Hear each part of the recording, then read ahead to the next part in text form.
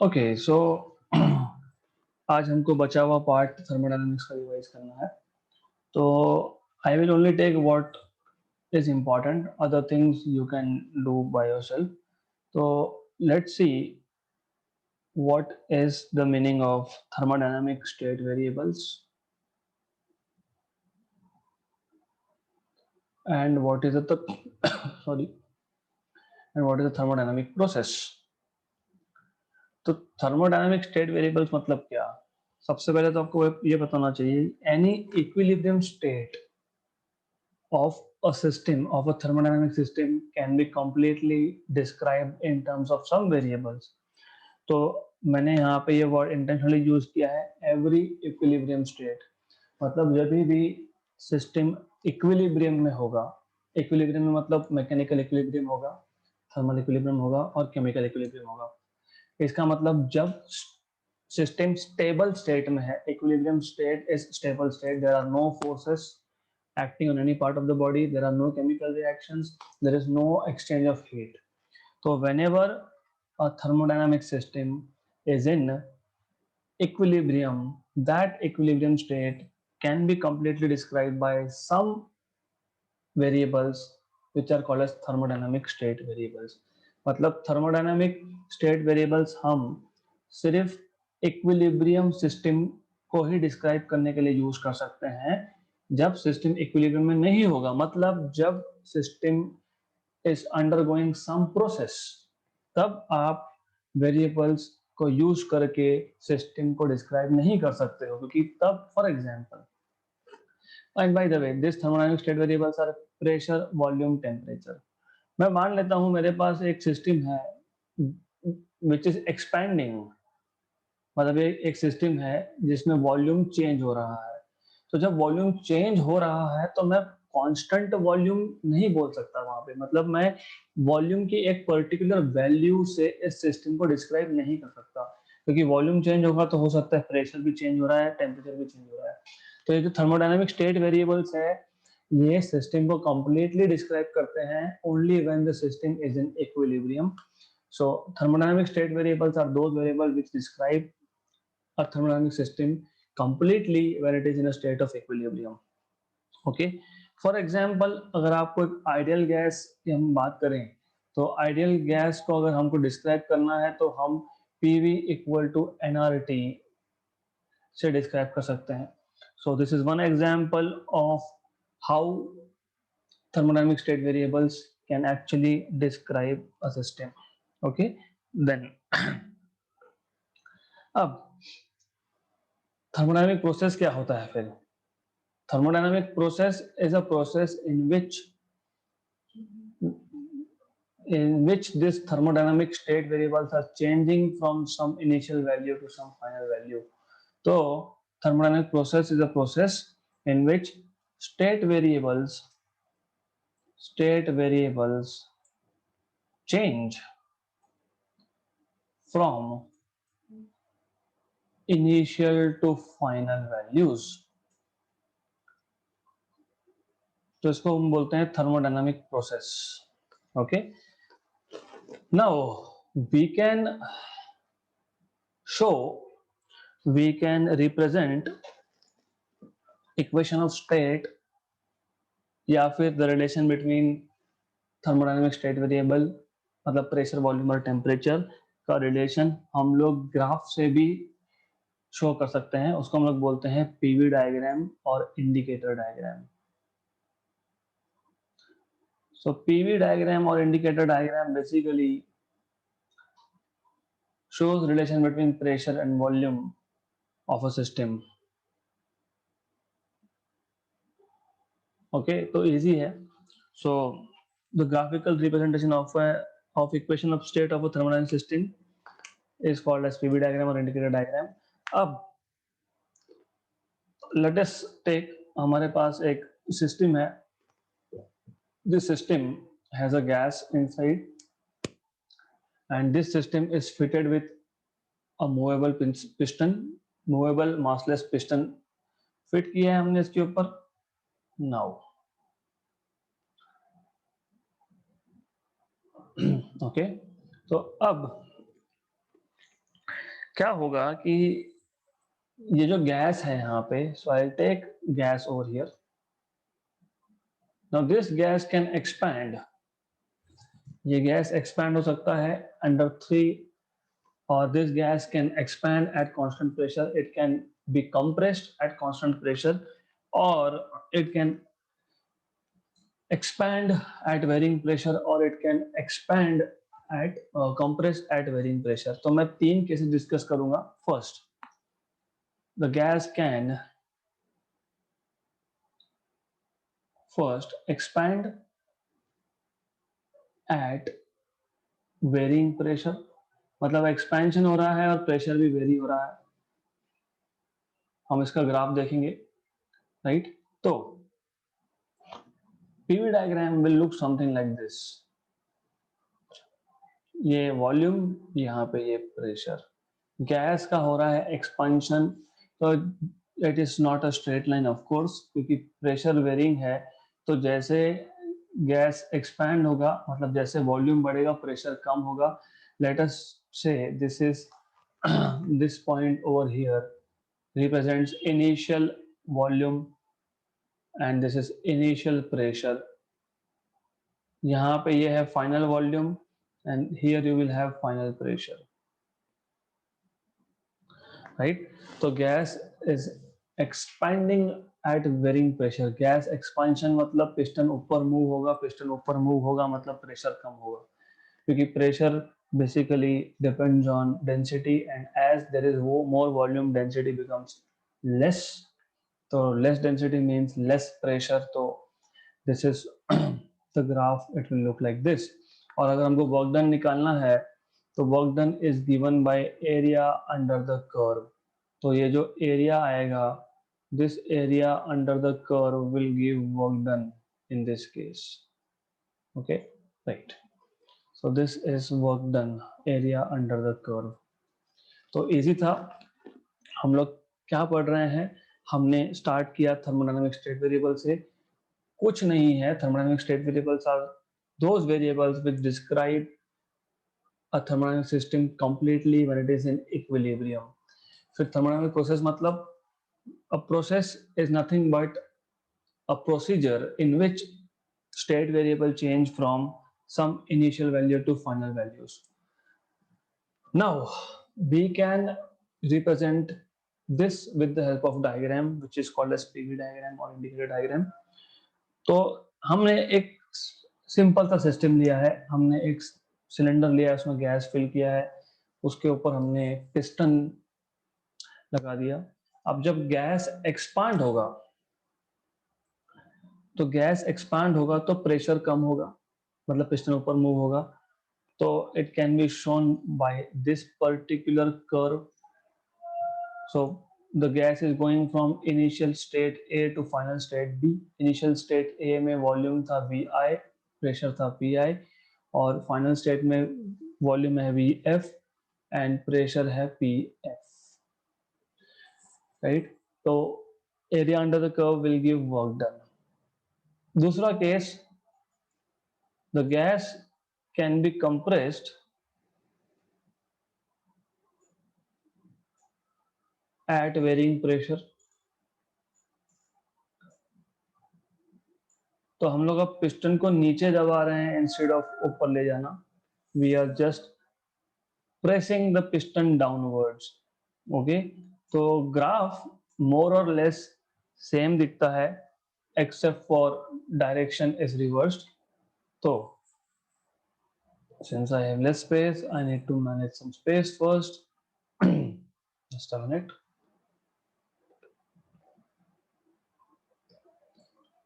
Okay. Yeah. So what we can do in this case is हम same graph use कर सकते हैं except for few changes. अब यहाँ पे ऐसा है, वॉल्यूम डिक्रीज होगा, मतलब इनिशियल वॉल्यूम जो है वो ज्यादा है, मतलब I will just be putting initial state here down तो ये आ गया आपका A, initial volume is VI and initial pressure is PI। ए से जा रहा है बी पे क्योंकि gas is undergoing compression. Compression मतलब वॉल्यूम कम हो रहा है, तो ये है फाइनल वॉल्यूम, और जैसे वॉल्यूम कम होगा तो प्रेशर बढ़ेगा, तो ये है final pressure. Again area under the curve gives you work done. सिर्फ इतना है कि पहले केस में work was done by the gas, तो work done will be positive, क्योंकि work done by the gas by convention is taken to be positive. और यहाँ पे work is done on the gas, तो यहाँ पे हम लोग लेंगे वर्क डन नेगेटिव। अगर ये समझ में नहीं आए, याद नहीं आए, तो आपको पता होना चाहिए work done is PdV। dV is final pressure minus final volume minus initial volume into pressure. यहाँ पे जब गैस एक्सपैंड हो रहा है तो final volume is greater than initial volume, तो वर्क डन पॉजिटिव आएगा, ग्रेटर देन 0 आएगा।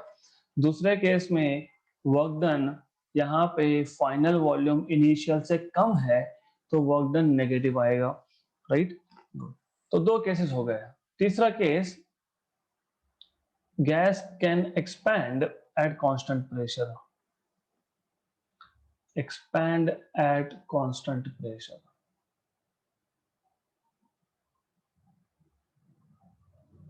okay, so in this case PV diagram is much more simpler।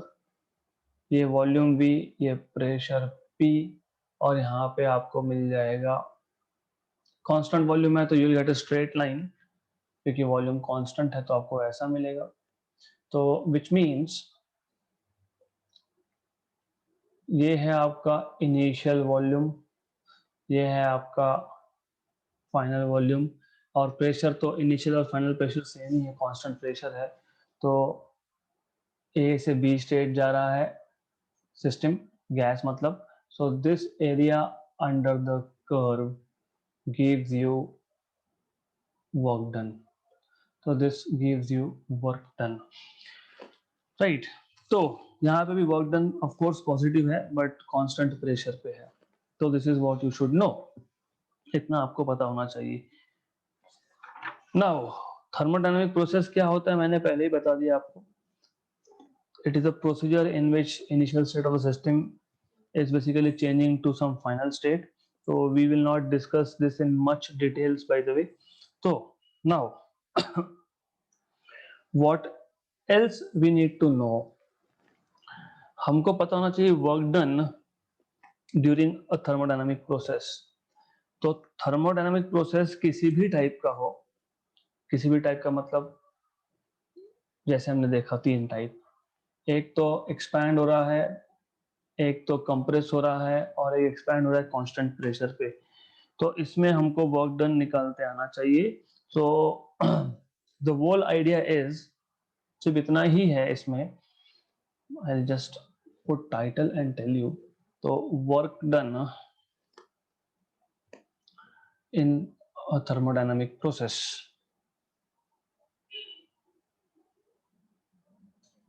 thermodynamic process। So it is a pretty simple thing। मैंने यहाँ पे already लिखा है एक case, तो I'll just take this diagram again, doesn't matter really। तो लिख ही लेते हैं because this is what we need in reality। okay, तो ये हमको ऑलरेडी पता है, हमने ऑलरेडी देखा work done is PdV and dV is final volume minus initial volume, that is okay। okay, तो A से B system is going from A to B via this particular path। path मतलब क्या होता है कि जब एक सिस्टम में चेंज हो रहा है तो वो चेंज जिस स्टेप से होगा उस स्टेप्स को बोलते हैं पाथ, राइट। तो दिस इज वन पाथ, लेकिन ऐसा नहीं है कि एक ही पाथ के अलोंग प्रोसेस हो सकता है, ऐसा भी हो सकता है। You have pressure axis, you have volume axis here, तो वॉल्यूम एंड प्रेशर। ऐसा भी हो सकता है कि हमारे पास ए सिस्टम है, ए स्टेट है इनिशियल और ये फाइनल स्टेट है वी। तो मतलब इनिशियल स्टेट्स मैं सेम बता रहा हूँ, इनिशियल और फाइनल स्टेट सेम है, मतलब initial values of pressure volume and final values of pressure volume they are same, but it is possible that कि पहले सिस्टम ए से सी पे गया, फिर सी से बी पे आया, तो A to C, C A to B हो सकता है. Initial and final values are same. In this case work done along AC is equal to P constant pressure final volume minus initial volume. मतलब work done in this case is area under the curve. इतना area हमको लेना पड़ेगा.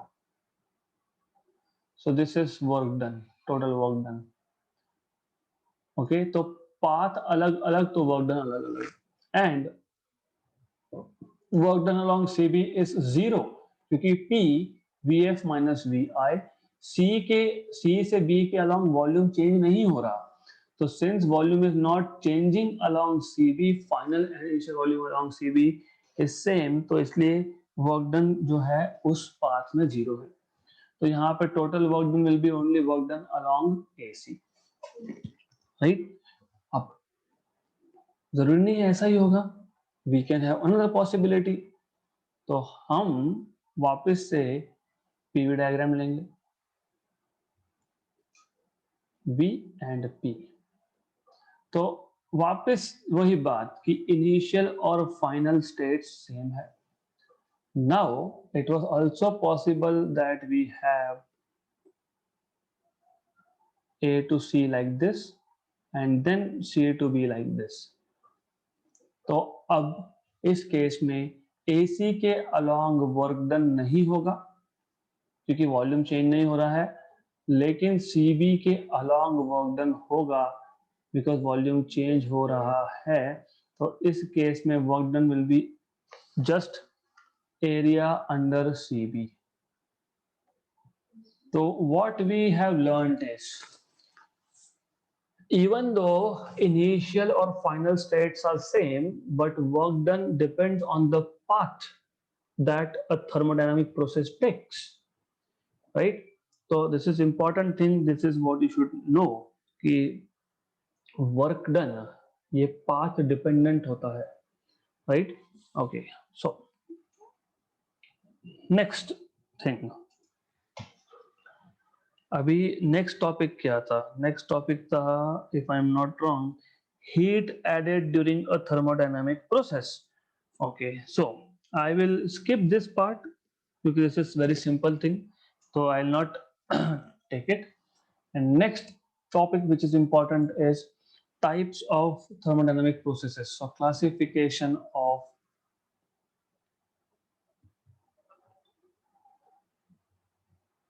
thermodynamic processes. तो सबसे पहला classification होता है reversible and irreversible process.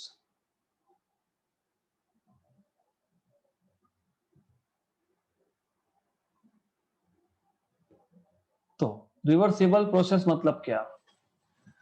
Late us take a thermodynamic system. Thermodynamic system का इनिशियल स्टेट था A एंड फाइनल स्टेट है B. So you have initial state A and final state B, and the thermodynamic process is occurring via this path. तो A से B, system A से B आ रहा है, मतलब expansion हो रहा है, यहाँ पे एक्सपांड हो रहा है तो प्रेशर कम होगा. तो ये A to B जो पाथ है, सिस्टम उस पाथ से अपना स्टेट चेंज किया है सिस्टम ने. एंड बाय द वे, जब भी मैं बोलता हूँ कि सिस्टम एक स्टेट से दूसरे स्टेट पे गया, तो ये प्रोसेस हमेशा हम लोग लेते हैं क्वासी स्टैटिक. क्वासी स्टैटिक मतलब very slow process. Very slow क्यों? क्योंकि मैंने पहले ही बताया है कि आप एक सिस्टम को कंप्लीटली डिस्क्राइब करने के लिए थर्मोडायनामिक स्टेट वेरिएबल्स का यूज सिर्फ तब कर सकते हो जब सिस्टम इक्विलिब्रियम में है. तो thermodynamic state variables pressure, volume, temperature, can only be used to describe a system completely if and only if the thermodynamic system is in equilibrium state. पर यहाँ पे तो स्टेट चेंज हो रहा है, यहाँ तो इनिशियल से फाइनल स्टेट के पास जा रहे हैं हम लोग। यहाँ पे initial values of volume and pressure से final values of volume and pressure की तरफ जा रहे हैं। As you know this is final volume, this is final pressure, this is initial pressure and this is initial volume। तो जब system ही change हो रहा है, मतलब सिस्टम थर्मोडायनामिक प्रोसेस हो रहा है सिस्टम पे, तो system is undergoing a thermodynamic process. तो इस केस में हम लोग स्टेट वेरिएबल यूज कैसे कर सकते हैं? This is actually contradiction. हम लोग पहले बोल रहे हैं कि थर्मोडायनामिक स्टेट वेरिएबल आप सिर्फ तब यूज कर सकते हो जब सिस्टम इक्विलिब्रियम में है। इक्विलिब्रियम में है मतलब सिस्टम में कोई भी चेंज नहीं हो रहा है। फिर हम यहाँ पे सिस्टम को चेंज भी कर रहे हैं, प्रोसेस कर रहे हैं उसके ऊपर, और हम थर्मोडायनामिक स्टेट वेरिएबल भी यूज कर रहे हैं डिस्क्राइब करने के लिए। इसलिए ये जो प्रोसेस होता है it is assume to be quasi static, मतलब वेरी स्लो। वेरी स्लो मतलब सिस्टम को टाइम मिल जाएगा इक्विलिब्रियम में जाने के लिए, right? So this system is very undergoing process very slowly so that the system is practically always at equilibrium। तो ये बहुत इंपॉर्टेंट चीज थी। अब रिवर्सिबल प्रोसेस मतलब क्या? मैंने इनिशियल से फाइनल वॉल्यूम तक गैस को एक्सपैंड किया वाया दिस पाथ। अब मैं वापस से फाइनल वॉल्यूम से इनिशियल वॉल्यूम पे ले जा रहा हूं गैस को, और if we can take the gas or the system back from final to initial volume along the same path। जिस पाथ से आए थे उसी पाथ से अगर हम लोग वापस सिस्टम को इनिशियल कंडीशन पे ले जा सकते हैं तो हम बोलते हैं this process is reversible process. Okay, so a reversible process is a process in which a thermodynamic system can be traced back to its original state via same path। Okay, बोलने का तरीका अलग अलग होता है। ओके, देन एनीवेज हम लोग इसको, इस प्रोसेस को रिवर्स डायरेक्शन में ट्रेस कर सकते हैं। इसका मतलब सारे के सारे इंटरमीडिएट स्टेप फॉलो होंगे। मतलब यहाँ पे एक स्टेप है, मान लो सी, यहाँ पे प्रेशर की कुछ वैल्यू होगी, वॉल्यूम की कुछ वैल्यू होगी। फिर डी, यहाँ पे भी प्रेशर की कुछ वैल्यू होगी, वॉल्यूम की कुछ वैल्यू होगी। तो जब ए से बी आए थे तो सी और डी स्टेप बीच में लगे थे, बी से वापस ए जाते तो सी और डी स्टेप वापस बीच में लग रहे हैं। This is what is meaning of reversible process. तो सेम पाथ के अलोंग सिस्टम को वापस से ओरिजिनल स्टेट पे इनिशियल थर्मोडायनामिक वेरिएबल्स की वैल्यू पे ले जाना पॉसिबल अगर हो तो उसको बोलते हैं रिवर्सिबल। अगर इरिवर्सिबल में it is not possible. In irreversible process you cannot take back system to its original values, initial values via the same path। So what happens is in case of irreversible process, irreversible process में हम system को initial state पे वापस तो लेके जा सकते हैं लेकिन सेम पाथ के अलोंग वापस ले जाना पॉसिबल नहीं होता है। तो you can never take back the system to its initial state via same path. मतलब ये हटाना पड़ेगा। आने के टाइम पे ए सी बी पाथ से आया था, जाने के टाइम पे वो ए डी बी पाथ से जा रहा है। So such process are called as irreversible process। Of course irreversible process are cyclic processes।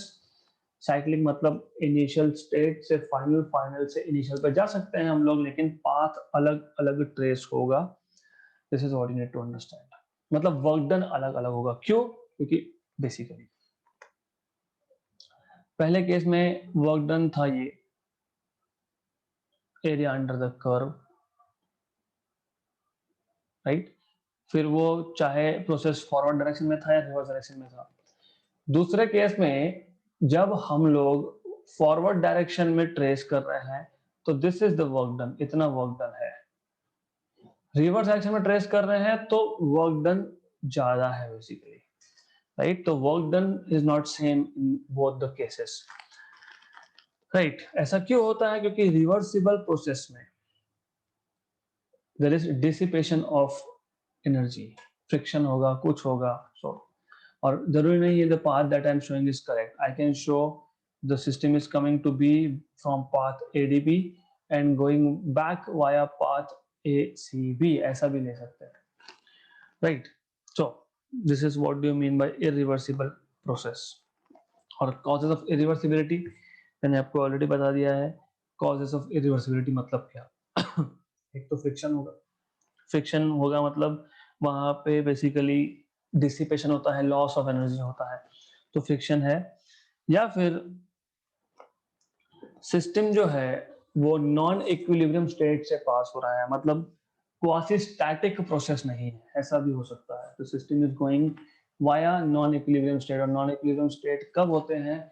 जब प्रोसेस वेरी स्लो नहीं होता, फास्ट हो गया, कैसे सडनली कंप्रेस कर दिया, हाँ तो उस केस में भी it is not possible that we have. देखो क्या है, हमने एडीबी पाथ के अलोंग, एडीबी पाथ के अलोंग मतलब इस पाथ के अलोंग गैस को एक्सपैंड किया था, और एक्सपैंड हमने स्लोली होने दिया, है ना। मतलब पिस्टन को हमने, यहाँ जो पिस्टन बताया था मैंने, हमने इस पिस्टन को स्लोली स्लोली ऊपर मूव होने दिया है,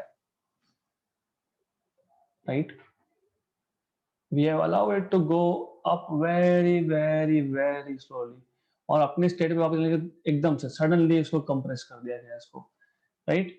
तो this is one of the cause of irreversibility. तो दो कॉज होते हैं, एक तो there is dissipation, loss of energy due to friction. Second is this: the system is undergoing change via some non-equilibrium states, and non-equilibrium states normally occur when the process is very fast, rapid process. Good. तो अब हम इसके आगे जो भी process पढ़ेंगे, thermodynamic का जो भी प्रोसेस होगा, वो आइसोबारिक हो, वो आइसोकोरिक हो, वो आइसोथर्मल हो, जो भी हो, उसमें ये अजम्पशन रहेगा that the changes in the system they are occurring very slow, right? तो हम अभी दूसरे टाइप का प्रोसेस देखेंगे, आइसोथर्मल। आइसोथर्मल प्रोसेस में टेम्परेचर रिमेन्स कांस्टेंट, और ये सबसे बड़ा कंफ्यूजन होता है कि टेम्परेचर रिमेन्स कांस्टेंट मतलब बेसिकली टेम्परेचर कांस्टेंट कब रह सकता है, ये थोड़ा सोचना पड़ेगा हमको। Let us take an example कि हम इस पिस्टन को नीचे पुश कर रहे हैं। हम अगर इसको नीचे पुश करेंगे पिस्टन को, तो हीट जनरेट होगा। हीट जनरेट होगा मतलब टेम्परेचर बढ़ेगा। तो टेम्परेचर नहीं बढ़ने देना है, इसके लिए जो वॉल्स ऑफ कंटेनर होते हैं दे आर कंडक्टिंग, इसको डायथर्मल बोलते हैं। तो डायथर्मल, डायथर्मल मतलब हीट कैन गो इन और आउट। तो कभी भी याद रखना, अगर आपको प्रोसेस आइसोथर्मल रखना है, मतलब टेम्परेचर चेंज नहीं होने देना है, तो वॉल्स कंडक्टिंग होने चाहिए। क्योंकि नॉर्मली हम क्या सोचते हैं, अगर हमको पानी को ठंडा ही रखना है, गर्म नहीं होने देना है, तो हम बोलते हैं कि इससे हीट बाहर, इसके अंदर हीट नहीं जाना चाहिए, है ना। हाँ, लेकिन उस पर प्रोसेस किया था क्या? नहीं किया था प्रोसेस, ओके। तो उस पर प्रोसेस नहीं किया था, इसलिए हीट अंदर नहीं जाने देना है, इसलिए नॉन कंडक्टिंग वॉल्स लेते हो आप, राइट। फिर आप उसको थर्माकोल में रखते हो। या तो चाय को ठंडा नहीं होने देना है, मतलब चाय से हीट बाहर नहीं जाने देना है, तो आप थर्मस में डालते हो।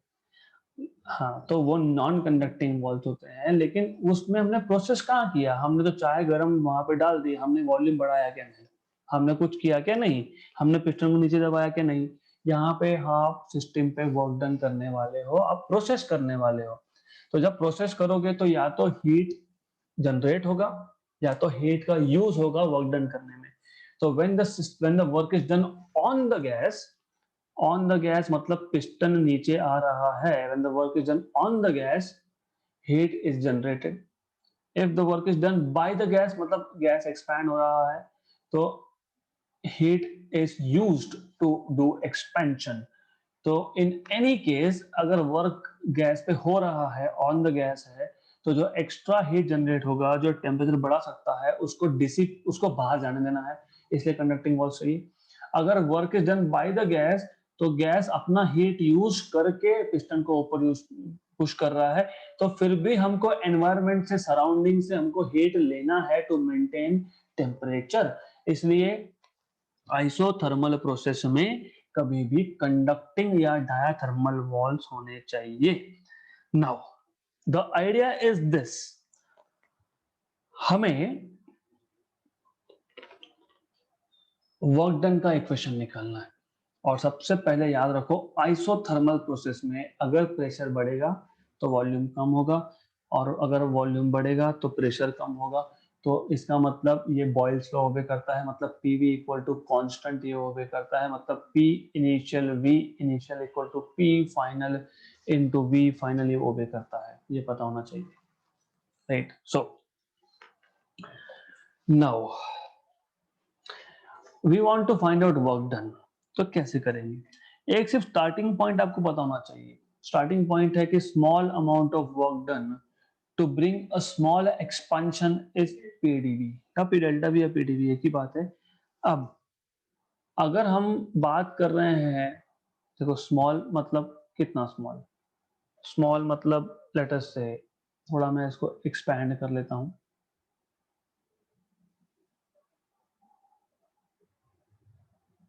कभी नहीं ये एक्सपैंड होता है वहां से, okay. So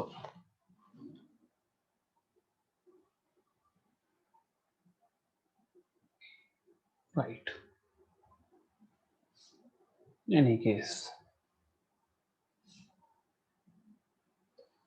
let us say कि ये इनिशियल स्टेट था। अब मुझे स्मॉल एक्सपेंशन के लिए, स्मॉल एक्सपेंशन मतलब change in volume is dV, so this much here small portion is change in volume dV, okay। तो वर्क डन इज PdV। लेकिन मान लेते हैं, लेट अस अज्यूम कि ये जो हमने एक्सपैंड किया गैस को, वो इनिशियल वॉल्यूम Vi से फाइनल वॉल्यूम Vf तक एक्सपेंशन हुआ है, तो टोटल एक्सपेंशन हम लोग अज्यूम कर सकते हैं ना कि टोटल एक्सपेंशन कैसे हुआ होगा, वो ऐसे हुआ होगा, पहले dV से चेंज किया, फिर dV, फिर dV, फिर dV, फिर dV, हर एक स्टेप में हम लोग dV dV dV से वॉल्यूम बढ़ाते जा रहे हैं। तो मुझे टोटल वर्क डन निकालना है, तो वो इंटीग्रेशन होगा from initial volume VI to final volume VF, मतलब PdV पे इंटीग्रेशन होगा फ्रॉम VI टू VF। तो this is the first thing that you need to know, आपको ये पता होना चाहिए। अब since this is an ideal gas which is inside the box cylinder, तो हम PV equal to nRT use कर सकते हैं, मतलब हम लोग P is equal to nRT by V use कर सकते हैं, मतलब टोटल वर्क डन। ऐसा क्यों कर रहा हूं? क्योंकि एज यू सी इंटीग्रेशन किस पे है, dV पे है, dV पे है। तो प्रेशर भी तो कांस्टेंट नहीं है, प्रेशर कांस्टेंट है क्या? नहीं है, प्रेशर कांस्टेंट है ना, प्रेशर कांस्टेंट नहीं, कैसे पता लगा? ये so if volume is increasing pressure is decreasing. तो नॉर्मली जब हम इंटीग्रेट करते हैं तो कांस्टेंट्स को हम लोग बाहर लिख देते हैं, लेकिन प्रेशर कांस्टेंट नहीं है, इसको बाहर मत लिखना। कांस्टेंट क्या है? टेम्परेचर है, तो पहले P को इन टर्म्स ऑफ T लाओ, तो इसलिए हमने P equal to nRT by V लिखा है फ्रॉम इनिशियल टू फाइनल, तो nRT बाई V dV। अब आप बोल सकते हो कि n constant, R constant, T constant, VI by VF, dV by V, और dV बाई V इसका इंटीग्रेशन होता है नेचुरल लॉग ऑफ, मतलब log to the base E of V between initial and final values of volume. तो ये आपको मिल जाएगा nRT log of VF minus log of VI, मतलब ये आ जाएगा आपके पास nRT log of VF by VI। ये नेचुरल लॉग है, अगर आपको log टू द बेस 10 में लाना है तो 2.303 से मल्टीप्लाई करना पड़ेगा, तो this will be 2.303 nRT log to the base 10। तो जब मैं ln लिखता हूँ मतलब टू द बेस e है, जब मैं log लिखता हूँ तो टू द बेस 10 है, तो I need not to specify again and again. So this is the equation of work done. किस केस में वर्क डन? आइसोथर्मल के केस में वर्क डन। तो this is the equation of work done in an isothermal process, right? तो this is what you should know. Now next process is isobaric process, okay. And by the way मैंने एक चीज नहीं बताई, isothermal process में delta T zero का मतलब होता है डेल्टा यू जीरो, मतलब गैस का इंटरनल एनर्जी में कोई भी चेंज नहीं हो रहा है। क्यों? क्योंकि हीट ना गैस को मिला है, हीट ना गैस ने दिया है, तो ना उसको हीट मिला ना उसने हीट दिया, तो उसका इंटरनल एनर्जी चेंज नहीं हुआ। इसका मतलब अगर मैं first law of thermodynamics use करता हूं, delta Q equal to delta U plus यहाँ पे था वर्क डन, है ना, तो इसको आप लिख सकते हो वैसे, Q is equal to U plus W। तो U मतलब डेल्टा U तो जीरो ही है, तो जो भी हीट हमने सप्लाई किया है वो सिर्फ वर्क डन करने के काम में आया है। तो for an isothermal process you can write the amount of heat supplied is nothing but work done is nothing but 2.303 nRT log to the base 10 of Vf by Vi. Then we can talk about next process which is isobaric. अभी isobaric process में pressure constant होता है, okay. So a thermodynamic process in which pressure is constant that is called as isobaric process। और मैंने इसका graph already बताया है, तो I will not put more efforts in doing that again. तो ये है इसका ग्राफ, और इस केस में वर्क डन का फॉर्मूला सबसे सिंपल है, एक्सट्रीमली एक्सट्रीमली सिंपल है। क्यों? क्योंकि क्या, प्रेशर तो कांस्टेंट ही है। So if pressure is constant, you just have PdV as work done. तो बहुत easy case है यहाँ पे। So here you have in an isobaric process work done as PdV and dV is Vf minus Vi। तो PVF minus Vi ये आ गया आपका work done, right? Correct. So this is work done. This is easy. लेकिन if I talk about first law of thermodynamics, what is first law of thermodynamics? Delta Q, the amount of heat supplied, is equal to increase in internal energy plus work done, right? तो delta U क्या constant है? Pressure constant. ये constant isobaric है, isobaric process में pressure constant होता है, right? Correct. क्या isochoric में होता है? हाँ, गुड। तो जब आइसोबारिक प्रोसेस है तो प्रेशर कांस्टेंट है, तो यहाँ पे NCV लिखा जाएगा डेल्टा टी, ओके। ये ऐसा क्यों? थोड़ा सा सोचो, थोड़ा वही मैं बोल रहा हूँ, थोड़ा सा सोचो कि क्या होता है। आपने दो चीज सीखी है, एक specific heat at constant volume, एक specific heat at constant pressure, right? Good. तो यहाँ पे NCV डेल्टा टी क्यों लिखा मैंने? why I am not writing CP here instead of CV here? क्यों? क्योंकि what is constant? Pressure is constant. तो हमको CP का इक्वेशन बनाना है अब। हाँ, राइट, ओके। तो delta U is NCV delta T plus work done was PVF minus VI।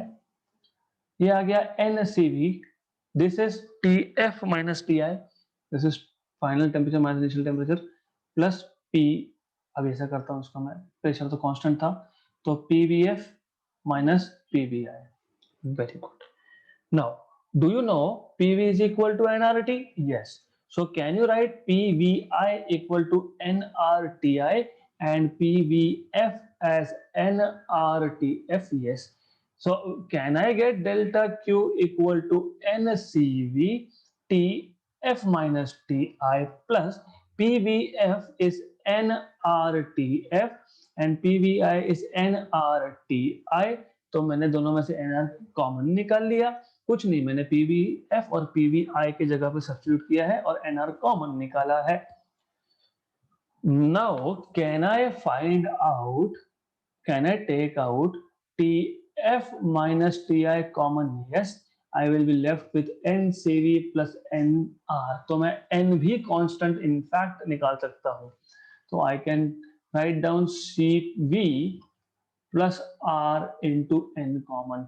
So do we know from Myers relation that CV plus R is CP? तो यहाँ से आपको मिल गया basically this equation CP TF minus TI into N is delta Q.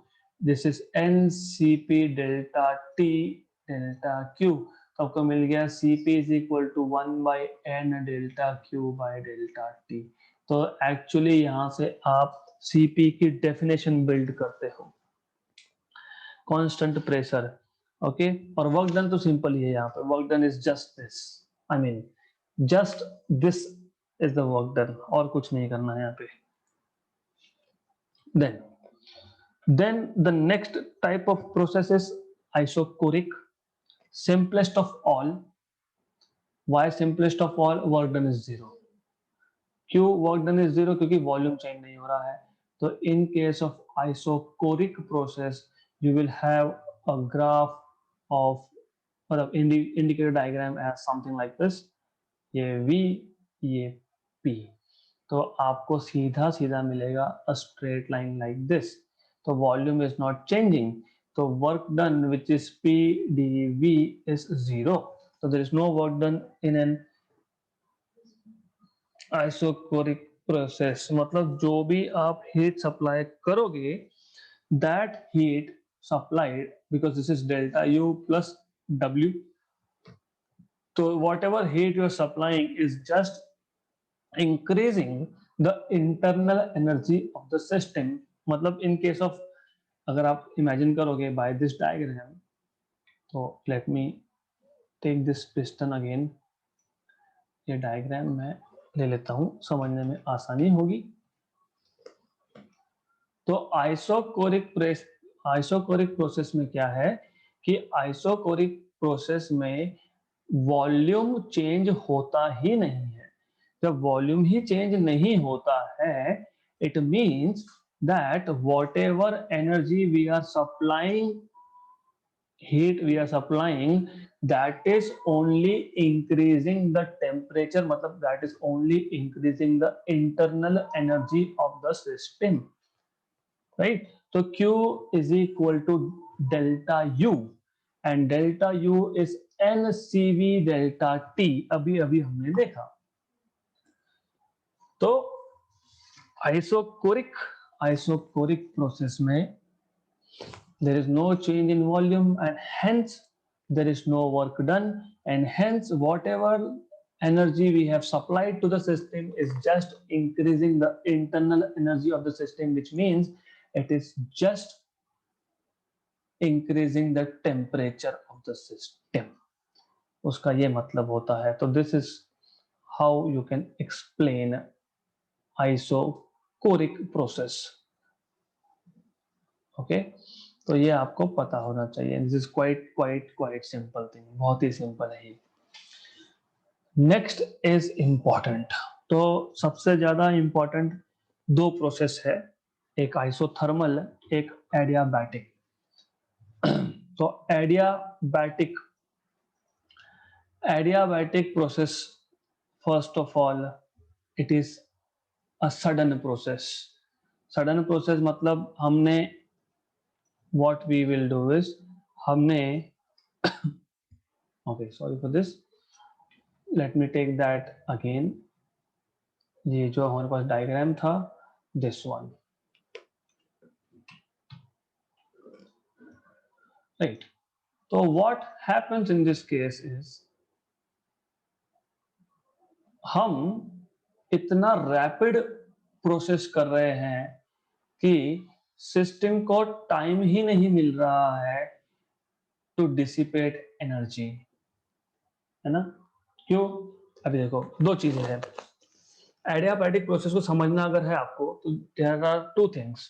एक, confusion कहाँ रहता है? Confusion रहता है कि आइसोथर्मल प्रोसेस में कंडक्टिंग वॉल्स थे। कंडक्टिंग वॉल्स क्यों थे? I will take you back to isothermal process again. Isothermal मतलब the process which takes place at constant temperature. हम गैस को कंप्रेस कर रहे थे तो हीट जनरेट हो रहा है, तो जब हीट जनरेट होगा तो टेम्परेचर बढ़ेगा, लेकिन टेम्परेचर कांस्टेंट होना चाहिए, इसलिए हमने वॉल्स जो है कंटेनर के वो कंडक्टिंग रखे। मतलब जो भी हीट कंप्रेशन की वजह से जनरेट हुआ है वो सराउंडिंग के पास चला गया। या फिर अगर मैं गैस एक्सपैंड कर रहा हूं, मतलब पिस्टन ऊपर पुश हो रहा है, तो कौन पुश कर रहा है? गैस खुद का इंटरनल एनर्जी यूज करके उसको ऊपर पुश करेगा, मतलब टेम्परेचर कम होगा तो gas should cool down.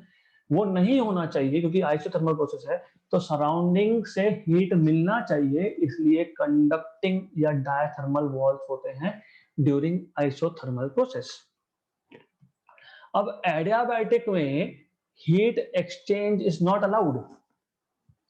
Heat can not enter or leave the system. Allowed नहीं है। तो मतलब सबसे पहले डेल्टा क्यू यहां पे 0 होगा, ये समझ लो।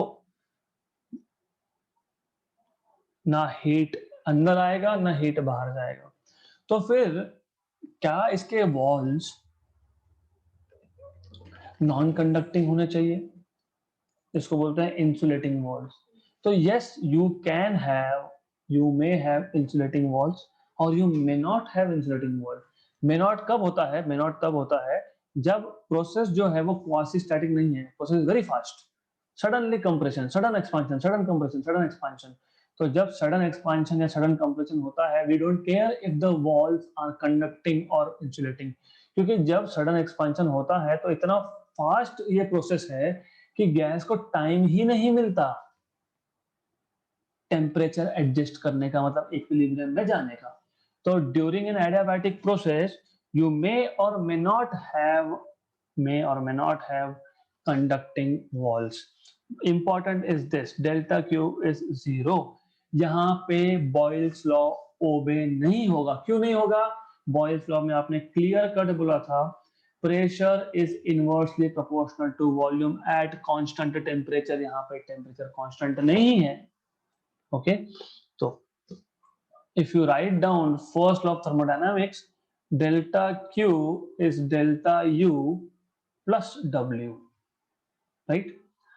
But delta Q ही 0 है, तो डेल्टा U plus W मतलब work done is minus delta U, या तो delta U is minus work done, right? तो it's a simple thing. Okay, तो आपके ऊपर है, आपको जैसा लिखना है। यू कैन इधर write down internal energy is minus work done, चलेगा, वो भी चलेगा। Now what we want to do is, हमको यहाँ पे भी वर्क डन का इक्वेशन चाहिए।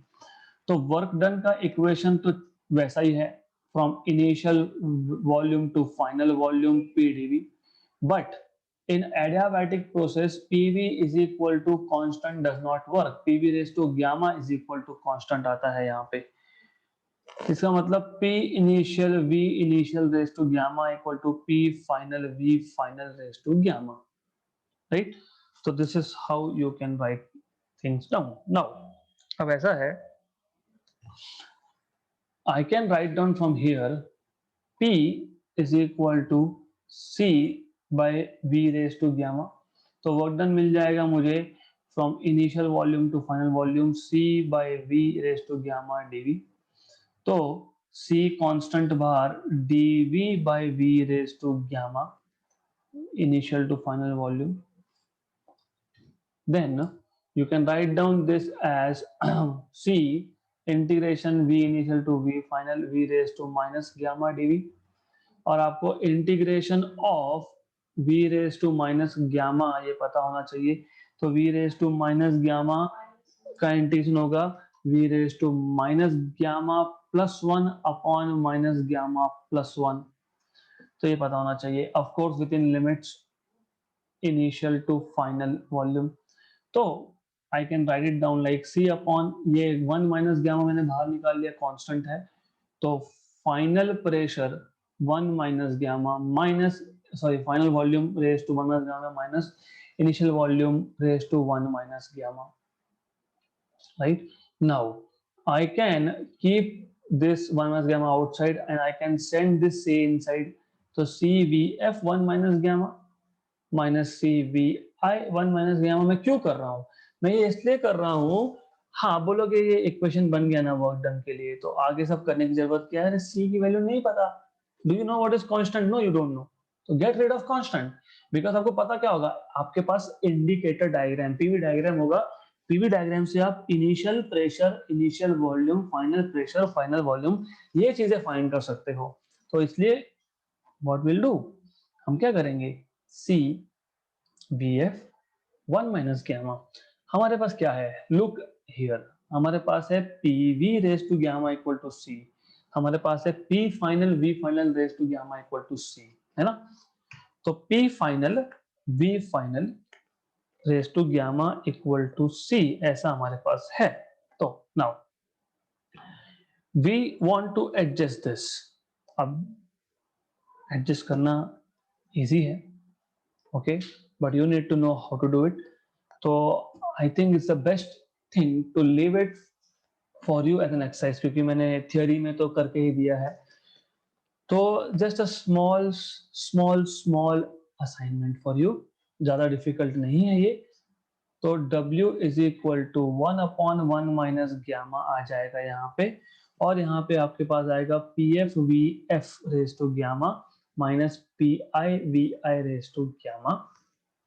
सिर्फ आपको इस स्टेप को यहाँ से यहाँ तक लाना है, which is nothing at all, बहुत सिंपल है, मैं बता सकता हूँ लेकिन I want you to work it out, okay. तो just one step is there, so work done is 1 upon 1 minus gamma। now you know PV है तो गैस आइडियल ही है ना, गैस तो आइडियल ही है ना। तो for an ideal gas you already know PV is equal to nRT, because the gas is ideal gas। तो अच्छा ये ना गामा नहीं रहता है यहाँ पे, this cancels out, this goes away, तो this is what you have, right? तो because the gas is an ideal gas, तो PV equal to nRT, तो PFVF equal to nRTF, PIVI equal to nRTI।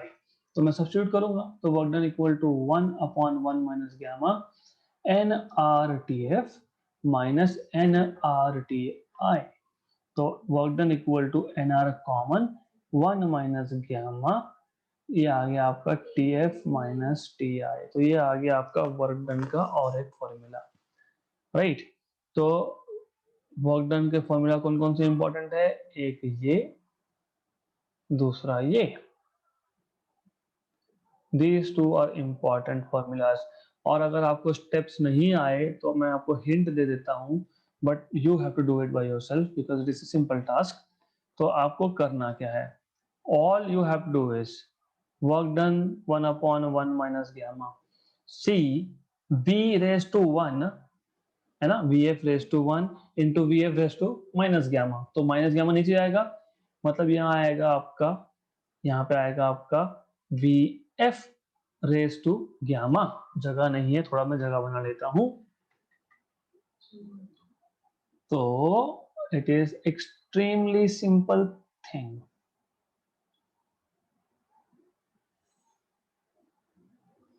So what you will be doing is this, CVF raise to 1 VF raise to minus gamma, ये minus gamma को मैं नीचे लेके जाऊंगा तो plus gamma हो जाएगा, और यहां पे भी ऐसे लिखूंगा C upon V initial raise to gamma into V initial. लेकिन मैंने पहले ही बताया आपको यहाँ से इस इक्वेशन से, देखो क्या है, P initial V initial raised to gamma is C, तो C upon V initial raised to gamma will be P initial. Similarly pressure के लिए लिख सकते हो आप, तो basically this is initial pressure, final pressure this is initial pressure, तो आ गया, ठीक है। तो हम डायरेक्टली आ गए उस इक्वेशन पे, तो we are already here now, done. तो ये आ गया आपका work done in an adiabatic process. Good, so we are done with thermodynamics, क्योंकि रेफ्रिजरेशन, कार्नोट्स, ये सब इस साल के लिए रिड्यूस्ड सिलेबस में है, मतलब you don't have to do it for this year. तो प्रोसेसेस और वर्क डन बहुत सिंपल है, just go through what I have told you now, बहुत सिंपल सा केस है ये। And if you still have doubts please let me know, I will repeat again, so will stop here.